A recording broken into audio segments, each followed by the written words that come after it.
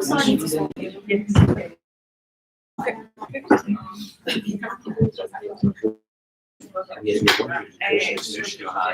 good evening everyone. Thank you so much for coming along tonight. I think you all timed it quite well. There's no point in leaving now, it's pouring your brain, so may as well stay here and have a nice evening.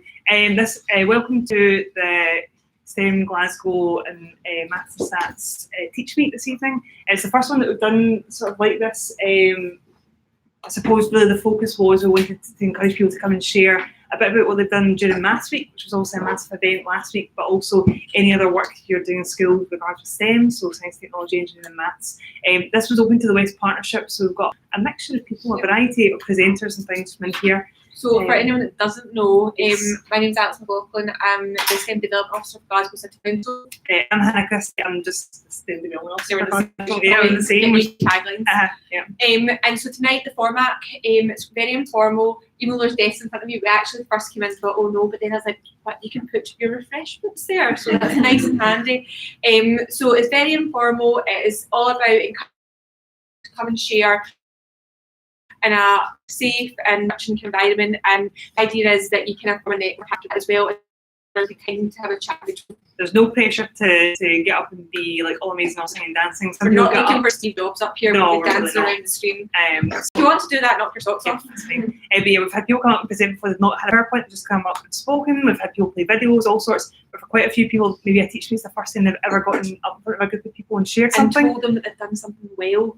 And that's the thing, when teachers don't say how good they are, sometimes this is an opportunity to say, I did this, it might not have worked the first time, but here's my learning from it, and that might be enough to make a connection with somebody else. Yeah, so what we're going to do is we've got a mixture of either 2-minute or 7-minute talks. We are mega strict on time, so if you're presenting and you go over, then I'm afraid... The boy wee beep, and then I'll start waving at you, and then I'll start stand up. And that's just so that we kind of always keep room higher and everything else as well. We also can we say a thank you to, just want to say a thank you to the University of Glasgow Maths Statistics, not easy to say at this time of night, who donated the venue and have been really kind in donating the refreshments and the nipples and stuff as well.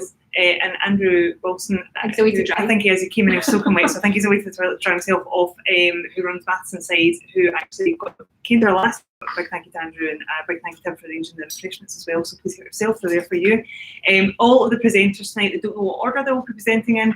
They are in a wheel randomizer and will be chosen. Apart from a few that have said because of various reasons they have to nip off somewhere or whatever else. But aside from that, it's to keep everyone on their toes. So you have to pay attention because it might be you next, you never know. But we'll just kick off just now and we'll just see what this. There are, as you can see up on the screen, if you would like to come up at the last minute and just present for a couple of minutes, just let us know. We'll fit you in somewhere, that's absolutely fine, but there's no pressure to do so. We'll take a break about 6 o'clock-ish, around 6 o'clock. Teacher time, so we'll see how it's going. Yeah, and that'll allow you to kind of have a top up, grab a sandwich, or even just chat to somebody, give you the opportunity if you have to get away quick. But we'll and yeah, for Twitter, if anyone's tweeting, it's just using the hashtag STEMTeachMeet. Yep. And we'll be tweeting along as well with my octopus arms. Yes. Yes. So, do you want to sure.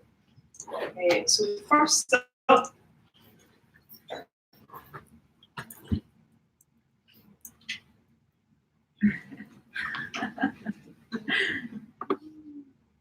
Nick, are you coming?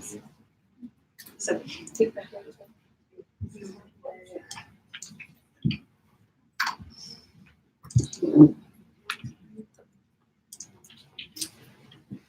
Right. Thank you.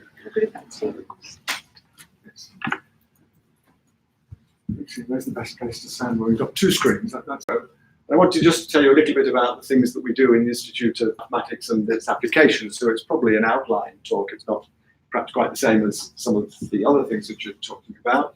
And though I do have a Twitter account, I don't really remember what it is. The best way to contact me is by email. I'm afraid I'm a dinosaur, and that's the way I always do it, but that's my email address. The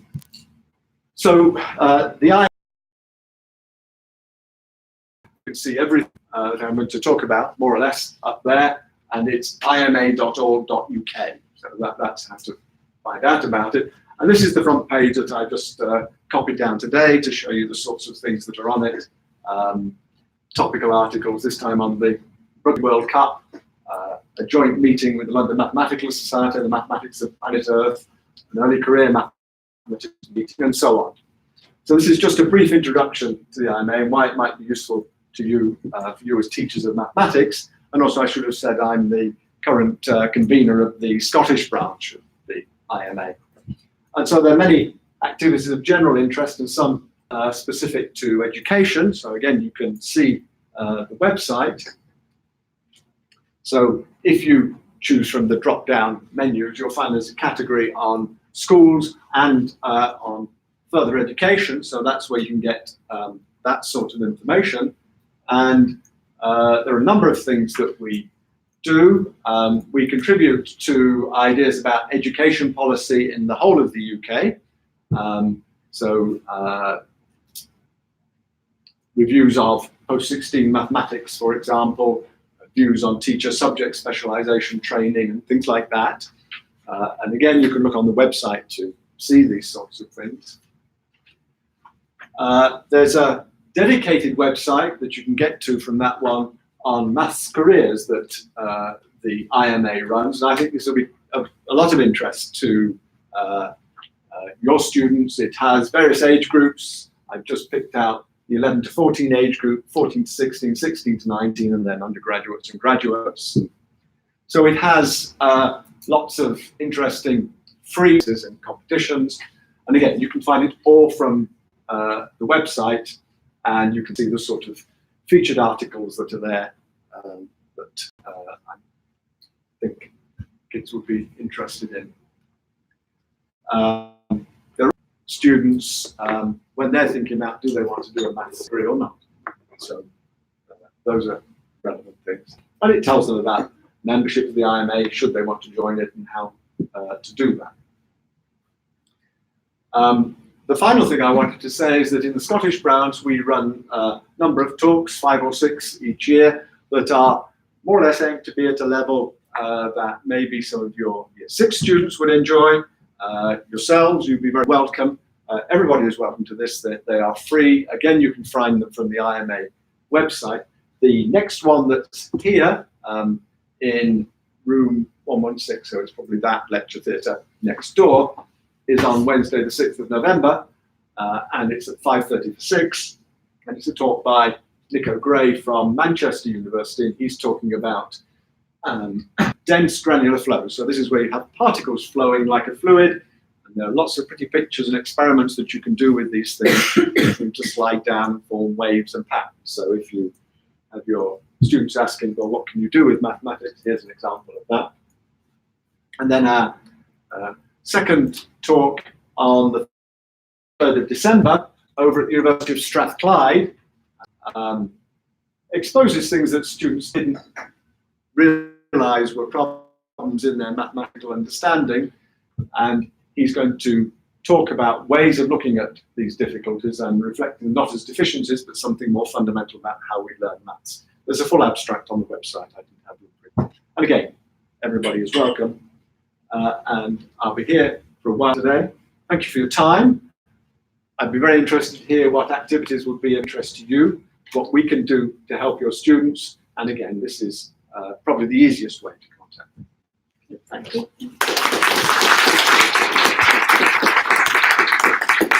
Thank you very much, Nick, for that. I'm sure you probably have an inbox full tomorrow of what can you help us out with in school. Next up, we have Anita by the looks of it. Yes.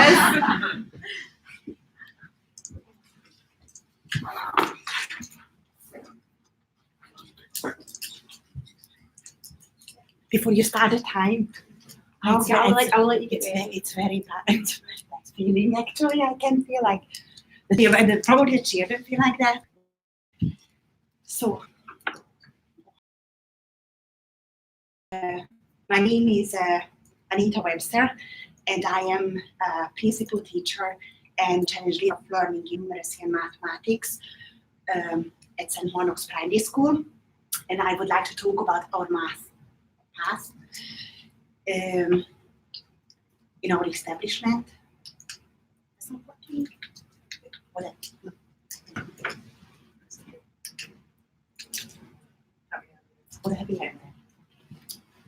So, our project, how we are working in our school, stands on 3 legs. We work with pupils, staff, and parents, try to engage parents. I'm going to talk about a little bit of each areas. With pupils, we try to encourage them to have a positive mindset, a growth mindset about mathematics. We've got targeted intervention groups. We have got magazine, which I brought some copy of and all the rest. So there are people here from Glasgow Counts who are probably going to talk a little bit more about this part of the Scottish Attainment Challenge, and we are working close with the Glasgow Counts. So we have got the complete pictorial and abstract approach embedded in our everyday learning and teaching. We use concrete materials first, and after there comes the pictorial representation and the abstract. We have got number talks, we start every lesson with number talks, and we can see a great improvement in children's mental agility. And I think Emma is going to talk about all of that, so I'm not going to get into this. Targeted intervention groups, those children who are in SIMD 1 and 2, live in SIMD 1 and 2, they are not attaining. They are getting targeted interventions, looking at areas of the curriculum, numeracy and mathematics, where they need extra time and just need a little bit of a push. We choose these children looking at their assessments, judgment, all the rest. We have got numeracy leaders. This is a little committee with 10 children who are the magazine. They're also leading math clubs, and they were the ones who helped with the homework on some contests and competitions. For example, the Math Week, the Scotland competition. We're on lunchtime clubs. The numeracy leaders are working with the primary 1 to 3 children, and they are the ones who are playing, helping. I'm just there to supervise. And we try to embed math across the curriculum. Part of it, math, the M in STEM, as we call it nowadays. So linking math with social studies, the STEM areas, obviously Math Week, Scotland. Glasgow had a daily theme of math in art, math in social studies, math in sport, and math with our families. So we try to look at math in all these areas. Also, we participated that's math with our families. We had a parent team, primary one and primary 3 in the infants area. And just we invited the parents to have a look at all these new approaches and ways of learning math nowadays. We also, during Math Week, Scotland, we engaged with STEMGlasgow and the 15 best posters are currently displayed in the Polo Community Centre, so people it is one of the we work with STEM ambassadors. We had a lady from the University of Glasgow talking about math in biology. So she's a computer scientist, and she was talking about how she used maths in biology. And the children visited a construction site where they looked at math in construction.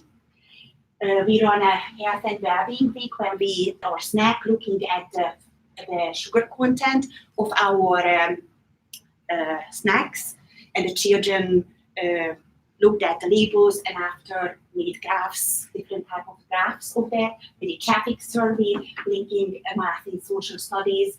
The children were learning about transport and houses in that topic, so they were going out and doing all the bar graphs and all the counting and tally marks.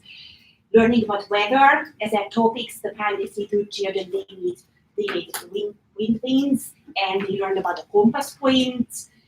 Christmas paper chain challenge, when we had math in STEM last year, they were measuring, the challenge was using an A4 sheet only, who can make the longest chain. So it's a problem solving, teamwork, and all the rest. During the Book Week Scotland, there were challenged by STEMGlasgow famous scientists. So the children were looking at mathematicians and all other famous scientists, which was a good opportunity for the children to to just learn about, look at the background and the history of maths. We engaged last year with Tomorrow's Engineers Week. There is a picture of the primary 5-4s. They had an engineering challenge to design and build a bridge out of straws that could hold 1 kilogram. That is like a problem solving, teamwork, developing the young workforce. We have got assemblies, discussions in class about potential careers, including mathematics. With teachers going on, we know that schools on number talks. We've got geos. Last year we were focusing on time and we did lesson study approach, almost like family learning. We had homework clubs, mini teacher takeovers. We looked at the read write count bags, the Scottish government initiative, and we used that, the resources with Glasgow Counts for family learning. And thank you very much. Thank you very much, Anita. I'm really surprised you managed to get that much in, but I also, knowing you, probably get some more in as well. So yeah, I looked at all the presentations in advance, and it was almost 50 slides. I was like, ambitious. So thank you very much for that, Anita. Hannah, who's up next? We really should have some music at this point. It's Stephen. Excellent. Thank you. Just the arrow in the right hand. So I feel like I'm going to get into the bones in numeracy and actually be teaching you a lesson here, so I hope you don't fall asleep. So I'm in a secondary school and the focus for the school is always attainment. However, when you're in the classroom day to day, it's all about getting the kids to understand. So you've probably seen this before, it's open number lines. You can use it for add and subtract. And what we found the pupils preferred to do was to start on the right hand side with the largest number and subtract. So again, we're encouraging them to subtract using partitioning. And instead of taking away 187 all in one go, which might sound quite daunting, then they're splitting the numbers up. We're talking about friendly numbers as well. So you probably wouldn't expect that like 319 in 2 more steps. However, some kids might see that they can go to 300 exactly, and they might prefer to do it that way. So the other thing we use is 12 by 12 grids, and this is for multiplying and dividing. So for dividing, for instance, we found that if we got them to draw around like 20 circles or 20 dots, they found that difficult. So what they tended to do was to think many groups of 4 go into 20. So many 4s go into 20, and they get to the answer, and get to 5. So we've got the open number lines, and we've got the 12 by 12 grids laminated in the classroom, in every classroom, and they can go and use them when they feel they need to use them.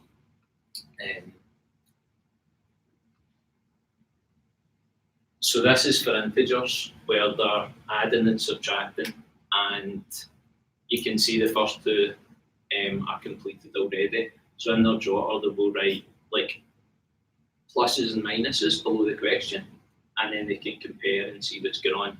So for instance, they will cancel out the same number of each value, and whatever's left over will produce the answer. And we've found this method in particular has really helped so many kids who struggle with add and subtract and numbers that go below 0. Works for double numbers as well. It's not as handy because, well, if you introduce blocks of 10, you don't want to be writing down nearly 100 pluses and minuses. And if you can't cancel, if you look at the middle here, you need to split up a block of 10. So there's minus 10, which you would need to cancel the other 3 pluses, and then what's left over again gives you the answer.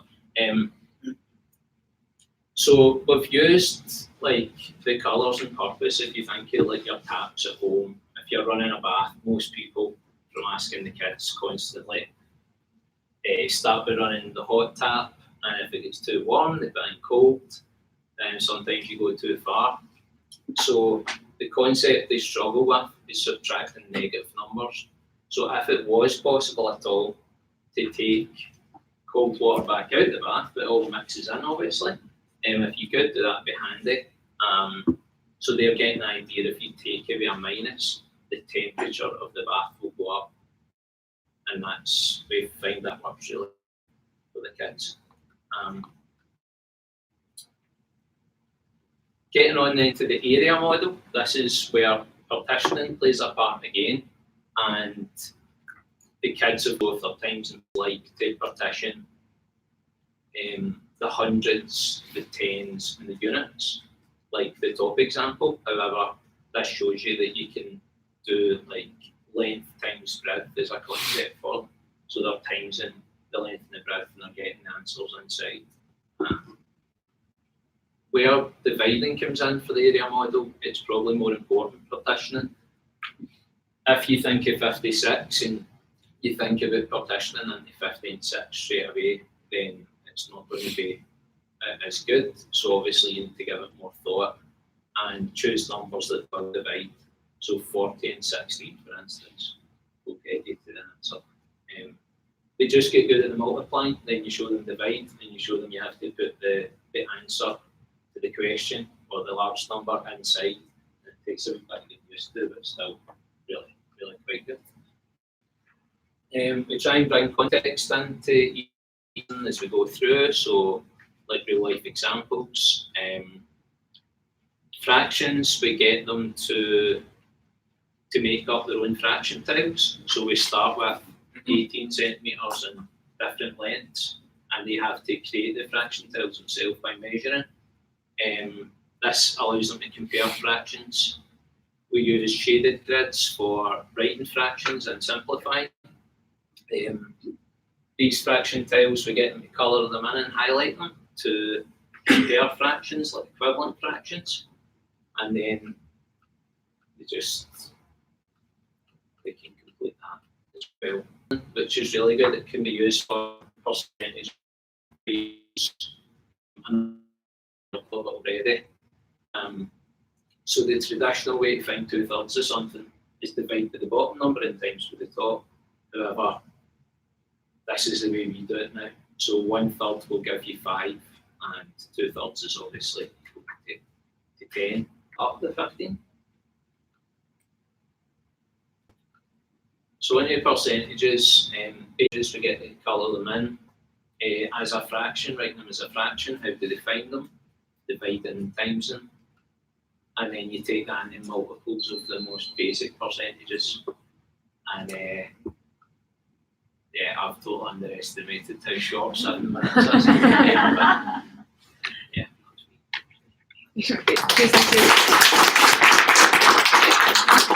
Thank you very much, Stephen. People are always nervous to come and get up and speak, but actually, you're hardly up here at all. And my favourite thing is, I don't have enough to say, you stand in front of groups of children for how long each day? 6 hours? I could never fill 7 minutes. It's what you do. I'm actually going to ask Kat, would you like to talk? Because you'd asked if she can speak a bit earlier. Yeah. Okay, yeah, Yeah, of course, yeah. I'm not going to put up my slides just yet, so I'm going to start just by chatting. Hi everyone, I'm Kat. Earlier today I was lecturing at Queen Margaret University to a group of teachers that are training to be teachers, and I'm lecturing to them about maths. And that's a tough gig because a lot of them were terrified. So what was quite cool is I gave them a math assessment for P7 because they're training to be primary teachers. And the instruction was just do this and come to class to my seminar, and I want to talk about how people in the room felt very anxious when they had to do the test, even though there was answers at the back. And it took them back to really negative experiences that they'd had in math when they were going through school. And we had a really good discussion about why those experiences were negative and what we can do as teachers to ameliorate that and make sure that these experiences aren't negative for the kids in our class. Also talked a lot about how you have to be aware. A child doesn't usually come up and tell you, I'm so terrified right now, I'm shaking and I'm cold. That at the same time that we're supporting that child who is absolutely terrified in our class and has had some really negative experiences and established a really negative mindset of it. The child that kind of frightens you because you think, that child knows more about math than I do. that child needs to be pushed and challenged just as much as the other child needs to be supported. So we had to talk about that. And we talked about how there's a real breakdown in how we're taught math in our school systems, and that it is fascinating that we still are teaching in a way that doesn't see math as a visual and creative subject, that looks to go right to the abstract, which if you're with the Glasgow Counts, you'll know about Jerome Bruner and the concrete pictorial abstract idea. I mean, he's developed that in the 1960s. He says this is the way we should be teaching math, and we still have Joe Bowler coming last year to Glasgow for this Scottish Festival of Learning, giving a keynote speech saying, why aren't we doing this in our classrooms? I'm challenging you to do this in your classrooms. I mean, that's generations of children who have gone through a school system around maths that we know is not effective and is not helping them. And I think that's a problem, because what happens when we get these fixed ability, this idea that our mathematical ability is fixed, we are disadvantaging both the children that are struggling, we're also disadvantaging the ones at the top. So I used to be a lecturer at the university, I guess I still am. I'm a primary school teacher predominantly right now. I decided to step away from academia, come back and actually teach for a bit. So I had, some real life experience that I could put back into my research. And one thing that I found is that there's a lot of ability grouping in this country. And that ability grouping, I was challenging the kids to think about why we have that ability grouping and what it does. The children who are in the top set are being told constantly, which if you know these theories and you've been clued into this discussion already, so sorry if I'm teaching grandma to suck eggs. I love that British expression. We don't have that back home. But those children are just as disadvantaged because they start to fear making mistakes because they're told they're clever. So if we're making mistakes, this is a problem. There's a lot of research around this. I get those children coming to me at university and they can't make a mistake. They've never made a mistake before, some of these children, and they really struggle when they do start to make mistakes, right? And there's a whole attitude that can develop as well. So I used to work a lot with engineers, and teaching ethics to engineers is a very tricky job to do. Sometimes some engineers are there and they're ready for it. Other engineers are in that program because they had the grades to get in that program, and those grades were predicated on their mathematical ability. They've been told their entire life they're excellent and exceptional at math, and that it has gone unchallenged and uncontested. And because of that, they have real difficulty accepting making mistakes, accepting that other people make mistakes, etc. So so I've seen it from both ends, teaching at the very beginning of math and watching people who are exceptionally skilled at math and how that's affected them. So I think where we're getting it wrong when it comes to maths and how we're delivering it is that we aren't allowing it to be creative. And we're telling some children you're exceptional at it, don't ever make a mistake. Well, we all know that how we learn is through mistakes. Anyone worth their salt knows that. We need to be making mistakes and fixing them in order to grow the synaptic pathways that allow us to see that, yes, we've made a mistake in our bottom sets. You just around ability grouping in the first place, those ones aren't getting the foundational skills they need because we push them on before they've got that concrete understanding of what's happening with them with math when they're doing it, and they're moving into the abstract. We're good at giving concrete materials to the young kids. Around P3, it seems like that just disappears, and we expect them to do abstract math all of a sudden and not have any of the concrete materials with them. So one thing that I did when I was working with a group of P6 kids, some children were really clever. They were in the Scottish mathematical competition. They got gold. I asked them to show me 3 times 4 using concrete materials, and I literally had them take the cubes and draw a 3, take the 10s, make a cross, and put 4 in cubes. None of them could show me 3 groups of 4. They really struggled with that, even when I asked them lots of questions and tried to push them to get to their own learning. So that was a real issue. And I think what this comes down to is how we teach at the very basic. We're not giving them that foundational understanding. 2 times 46 is you have to go back to your place value and you have to be able to partition that number and actually understand what you're being asked to do. You're being asked to go 2 times 6 and 2 times 40. What does that look like? And then we're always telling children that multiplication is just repeated addition, but we fail to show them how it is repeated addition other than when it links to their table facts. If we can scroll. So what we want to do is show them the fact that, yes, it's 2 times 6. What does that give us? It's 2 times 40. We know 2 times 4. We feel confident 2 times 4. I mean, how many of you have been told if it's multiplied by a 10, put a 0 on it. If it's multiplied by 100, put 2 zeros. If it's multiplied by 1,000, you put 3 zeros. And you have no idea why you're doing it. You don't know what's happening with the math, but you're doing it anyway. So this step is linking that for them and adding it up.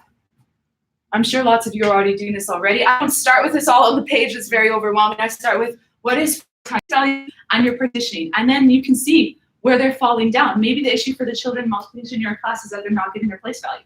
Maybe the issue is they just don't know how to partition a number. Maybe, and this is so common, the issue is that they just can't line it up properly in their jotters, and they're failing to see how to line it up properly.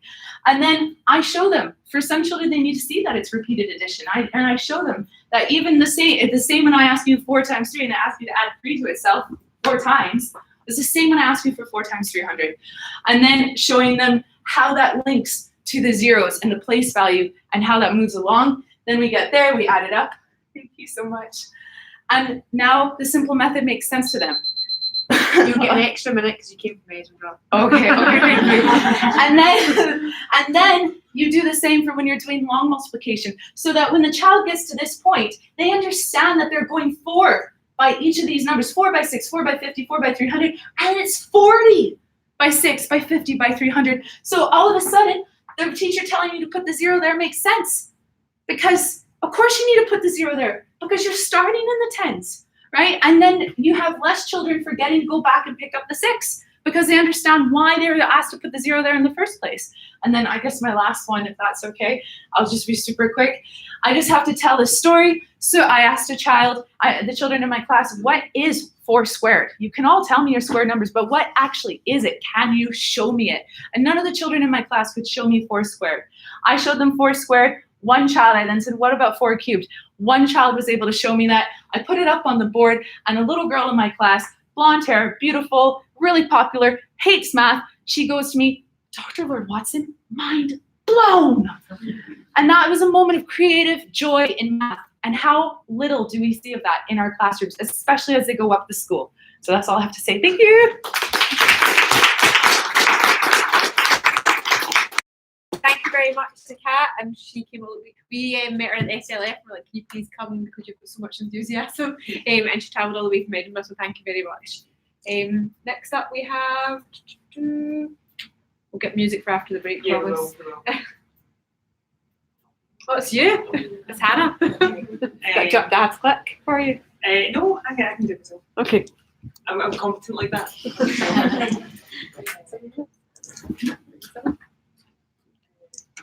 So we're just going to have a chat. Obviously, Alex introduced us at the beginning, but we are the STEMGlasgow team. I think people think there's like loads of us, but Are you pulling me into this? I didn't think No, I'm not Okay, pulling that's into it. No. There's just the 2 of us. And at the very beginning, maybe 2 years ago, when we started our sort of team, I suppose, Glasgow didn't have a STEM team before, we kind of launched our Twitter, and we thought it'd be really funny if we used the Bitmojis. They weren't as popular then, but people really liked them.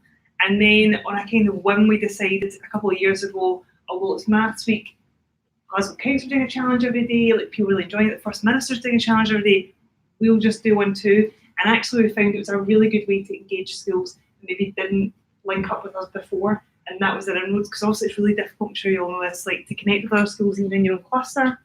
Sometimes you don't know what's going on in schools, like how do you share that information? It's really difficult for us to collate that.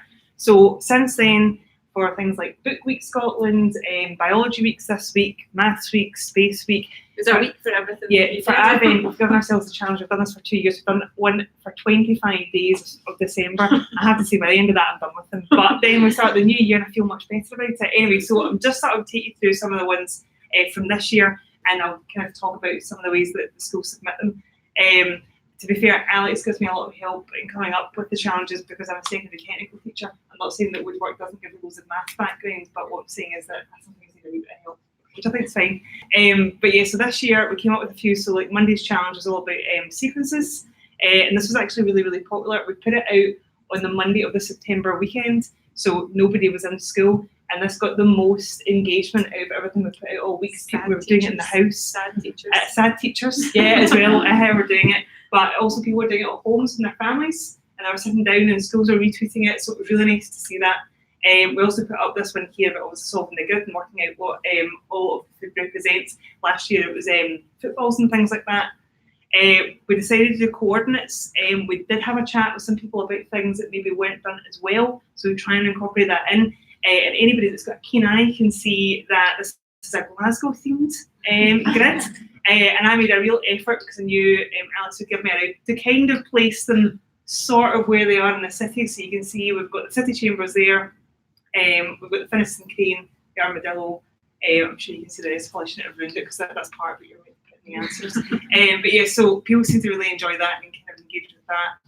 We had a countdown one for the Thursday, and then actually I really struggled with this one, to be honest. Like, I obviously was not taught maths well when I was younger, but and then lastly we had some fractions. But really what we kind of found from putting the challenges out is that although it's quite good fun for us, don't take that long to create, but try and make them as engaging as possible for everybody, so first level all the way through. But we've had like 3rd and 4th years take part in them, and you would think, maybe looking at it, that maybe that's something that they would think dismissed and put aside, but actually they've maybe used them as soft starts, especially things like this as well. And we've got a couple like kind of daft faces and things on it, but people really enjoy them. But as well as that, the way that schools have actually submitted their answers, because we always ask them to submit it using like a hashtag, that's been really great. So as well as family learning, one school, every single day we put a challenge out, make a video of the kids explaining exactly how they did it.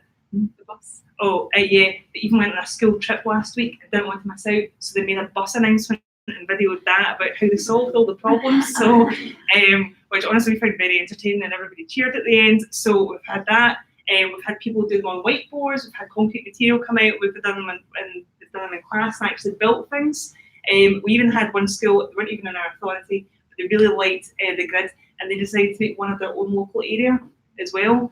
So actually, for something really simple that we've put out, been able to get a lot of engagement from it, and that in itself for us, for Alex and I, even if it's linking schools together who are doing similar topics, whether it's having a link in a school, somebody that we can contact and say, actually, even for something like this, you're doing really good work, we've seen it on Twitter. Schools don't get told that an awful lot. So then at that point we can highlight that, we can share that with like our lead officers or our PIOs. Or like something we did We tagged Maury McKenna. Yeah, the bus announcement was particularly good.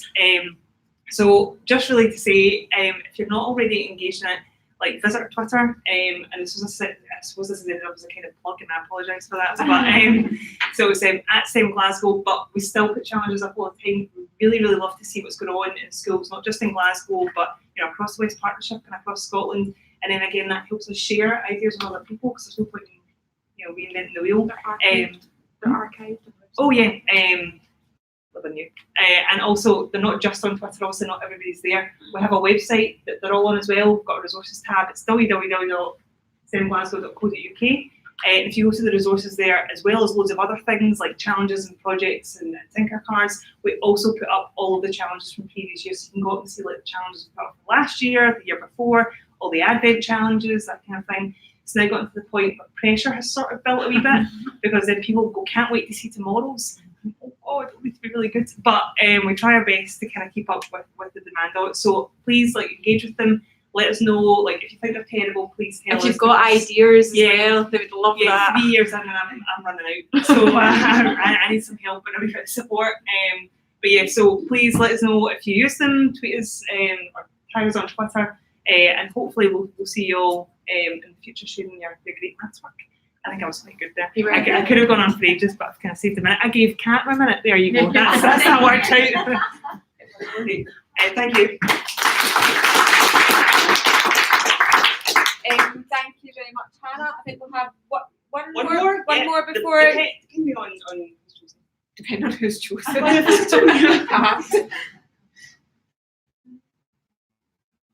This is a depending on who's chosen. Oh, this is good because it means. Yeah. Oh, right. Okay, Emma.